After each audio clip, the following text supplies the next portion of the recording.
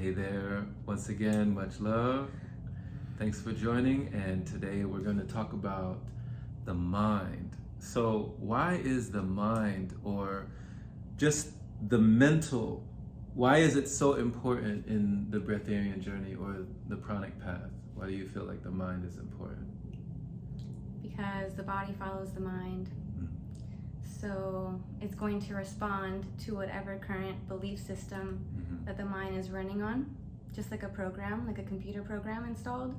You have these belief systems installed that you maybe need to eat this or that, like need to consume certain things or had to have certain minerals or vitamins. When you have these beliefs in your mind, and that's the programming that it's running on, the body is going to respond and follow that. For sure. So if you try to do a certain fast or a different diet that's not consuming all these things that your belief system thinks it needs, the body might show signs of suffering or like it's lacking and needing something that you're not giving it, because the current belief system is that you need these things. Right. But when we deprogram that and reinstall new information, that we actually don't need anything outside of the body, and when the body has everything it needs within, the body can respond to that programming and it can operate in that way. Absolutely. Great explanation. Like right off the bat, you reminded me of a scene from The Matrix. So in The Matrix, which you're familiar with, there was a scene where Morpheus had Neo in a jump program. And there was a simulation in the Matrix where he was jacked in and he was on the top of a skyscraper, like this tall building. And Morpheus was telling him, he said, "You have to let it all go, Neo. Fear, doubt, and disbelief. Free your mind." And then he just turns around and he jumps like several feet, like he just jumps several yards into the air and then lands on the opposite skyscraper that is all the way on the other side of the screen. And he turns around and he's just waiting for Neo to do the same. And Neo's trying to free his mind. He's like, "Okay, I got this." He looks over the edge and he's like, "Okay, free my mind, free my mind. Okay, here we go." And he jumps, and of course, he falls. He doesn't believe. He doesn't make it. His conviction is not strong. Yeah. And he falls, but when he fell and he hit the ground, they jacked him out of the matrix and out of the program. And he realized that his mouth was bleeding. And he looks over at Morpheus and he's like, "Wait a minute, I thought it wasn't real." And he said that your mind makes it real. And then he said, "Wait a minute, if I die in the matrix, what happens to me here?" And he said, the body cannot survive without the mind. So when it comes to, the mind, I think it is definitely, so important, because our beliefs are shaping our reality with our mentality. Yeah, it's our beliefs, but it's also, like you said, he didn't make it because he just had somebody kind of tell him that information, but he didn't know it within himself. Right. And you have to know these things. You can't be skeptical or have disbelief or not trust in it for whatever reason. You have to know for a fact that your body is capable of this. If you have any doubt, it might not work as well. It doesn't work out really. The doubt really is a detractor. It detracts, Like it distracts and it detracts. When we think of traction, like we're gaining traction, we're gaining momentum, we're going somewhere. But distraction is the opposite of traction. It's taking you away from where you see. Yeah. So they say faith will get you there. Trust will get you there. But distrust will get you away. Yeah. Distrust and mistrust, in your body's ability to heal, and its own regenerative healing factors, and so many things. Think about like your friend that's there, anybody in your life. Let's say if you have trust, if you say you trust someone, they're gonna be more. They're gonna succeed. But if you tell them, "No, I don't trust you," and it kind of hinders that person. Right. Just like the same way it affects the body. Right. the body's made of water, and you're just programming the water within your body. Great point. Great point. So Masaru Emoto, the Masaru Emoto experiences with water, I'm sure you know, or if you don't know about it, you can definitely look it up. Beautiful depictions, beautiful illustrations and pictures of, different glasses of water, different pitchers of water that had been programmed, with either words that were spoken or even words that were written, on pieces of paper that were put on the glasses of water. And you see the molecular structure changes, you see they crystallize and it changes, and it looks like, some of them look like snowflakes, they look completely amazing. And they were the ones that had the words like joy and love and bliss and light and love, but the ones that were kind of ugly and distorted and kind of bubbly and just kind of out of whack, a little disharmonic, those ones had, words like ugly and death and like, just different, hateful words like hate and stuff like that. So we're speaking to our water as we're speaking to our bodies, we're speaking to ourselves, we're programming our bodies. So think if you speak negative words to yourself, like you'll literally start to not feel like you look so attractive even, But when you speak positive words and self-love to yourself all the time, you're gonna glow. Yeah. Because it's literally like changing the molecular structure of your being. Absolutely. Yeah.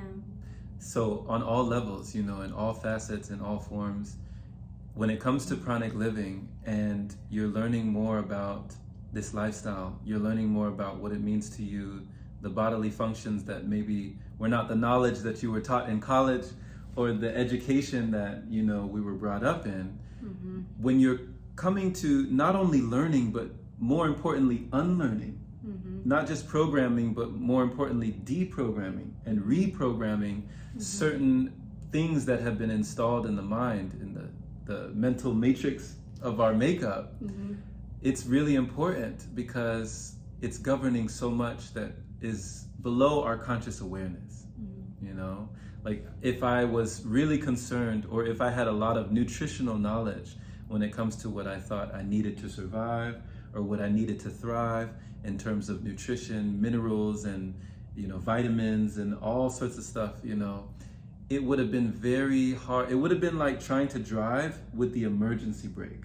Yeah. You have the emergency brake on, you're trying to go, but it's a little too slow, and you're like, why is this dragging? Like, why am I lagging, So you take off that emergency brake when you surrender and you just allow yourself to realize something that maybe you were never taught. Yeah. So with yourself, what was one of the most challenging programs that turned out to be a limiting belief that you had to let go in order to feel more of that pranic state? Honestly, it was pretty easy. Okay. For me, just because I never got so much into like, oh, I need these minerals or vitamins. I never really got so much into that. So like you said, if you have that programming, you might have a lag or the emergency brake, but I didn't have that programming already. Like, of course, we're taught, okay, the food pyramid and yada yada, but as I had already taught myself, switching to plant-based before that, like, oh, the food pyramid's out then. So they told me I needed this, but these things they told me I needed were actually harming me. So not only did I not have too much of that programming, I also saw right away that, and even as a child, I never like felt right to eat animals.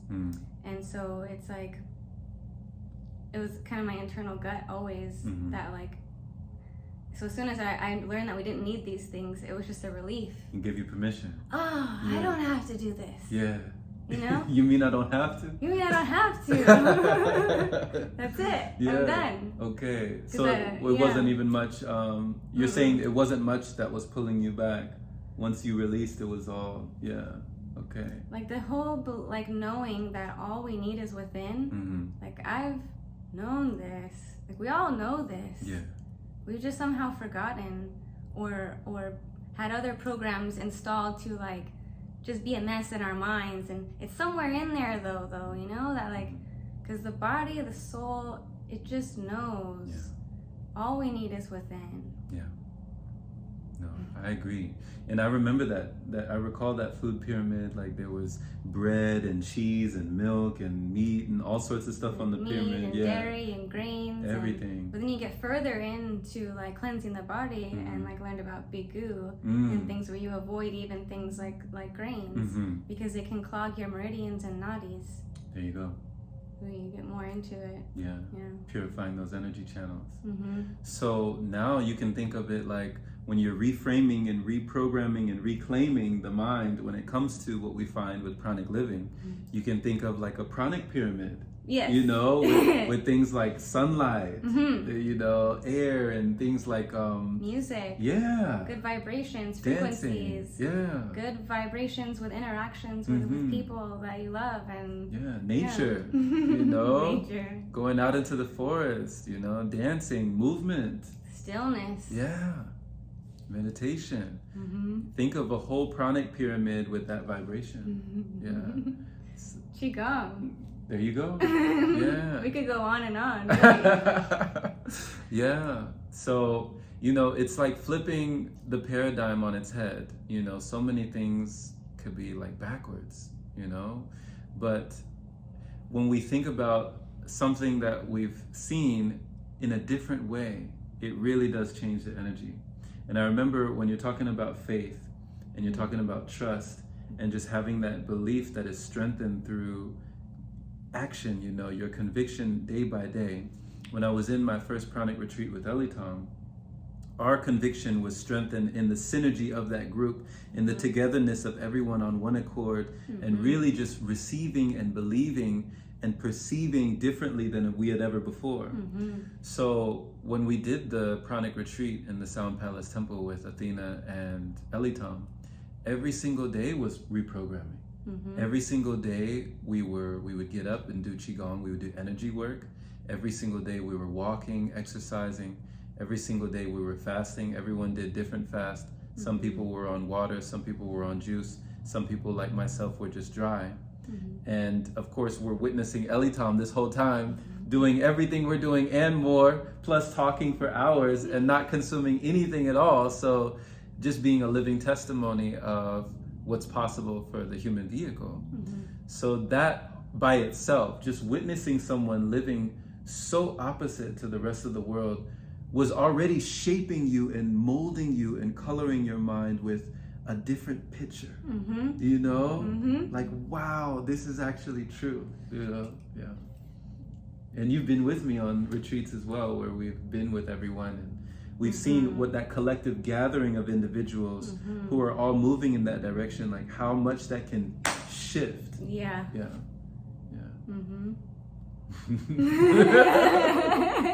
So one of the things that I would definitely suggest, if you're working on that mental, you know, if you're working on your mind, maybe even find a different tribe, you know, who matches your vibe. Yes. Getting around them and, you know, so you all thrive. Yeah. Someone, you should have people around that you want, you know, that do practices and habits that you also would like to have in your life. You don't want to have friends or people around that are making choices and habits that don't align with you because it can get to you. Yeah. Or just hinder you in a way and not really support you and like propel you. Like you said, being in a group, especially a big group of people who are truly like embodying and living this lifestyle, just like propelled me so much farther. Like I remember coming back from that retreat like on a whole nother level. Supercharged. Yeah.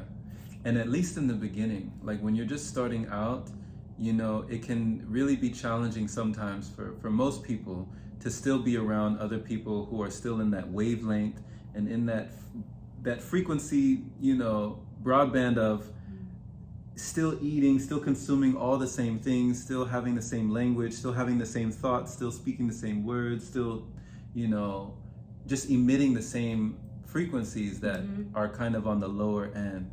But when you get around other people, it really raises you. Once you get to a point where you've sustained that and you've maintained that, then it's easier to continue, even if you see other people around you who are doing the different.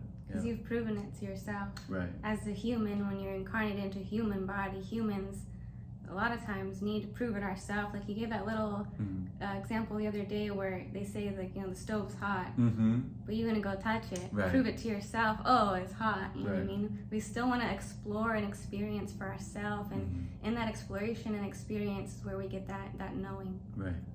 So no one's testimony is as powerful as your own. So it's important to, like you were saying, to practice retraining the body at this kind of the same time that you're deprogramming, reprogramming, helping retrain the body, Right. so that it like works together. Right. Beautiful. Beautiful. Perfect. Oh my goodness. Well, thank you for listening. Thank you so much for being. And yeah, just remember, you know, all is mind, all is mental. And, you know, when you really influence the mind and impact it in such a way, it can make for a lot smoother, you know, journey than one that's really rugged and rough, you know, and tough, because of the beliefs and the barrier and the boundaries that we have set up in our minds. Yeah. So blessings to you, and we'll see you again very soon. Take care. Thank you.